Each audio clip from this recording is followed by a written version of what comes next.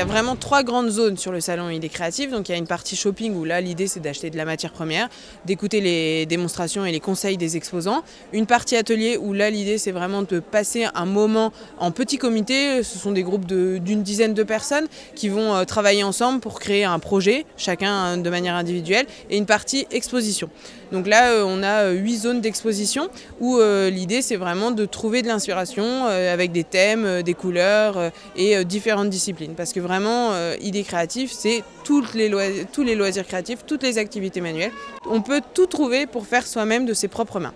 Aujourd'hui, vraiment, les tendances, c'est aussi de donner une deuxième vie à certains objets. Par exemple, parfois, il y a des meubles qu'on a chez nous, mais on les aime plus tels quels, etc. Donc, il y a tout un aspect relooking de meubles, ou par exemple, un vieux jean qu'on a troué, etc. Pourquoi pas en faire une pochette? Il y a une vraie tendance liée à la récup, et il y a des disciplines liées à l'art du fil qui peuvent être aussi, qui pouvaient être un petit peu reliées aux mamies, à des anciennes générations, comme la broderie, le tricot, etc. Et aujourd'hui, on fait des super belles créations en broderie, en macramé, en tricot, en couture. Et c'est vraiment des choses qui reviennent et qui sont aujourd'hui vraiment tendance.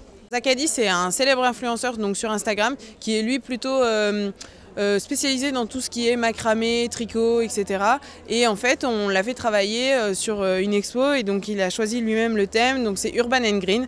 Et en gros, l'idée, c'est vraiment de rentrer dans un salon où il y a beaucoup de choses qui ont été faites par lui-même et par son collectif, parce qu'il y a d'autres influenceurs qui ont travaillé avec lui pour justement faire un mix de disciplines. Et l'idée, c'est vraiment voilà, de trouver un tapis qui a été tricoté, différents cadres avec du masking tape, etc. Vraiment, voilà, rentrer dans un univers complètement do it yourself avec un salon à faire soi-même.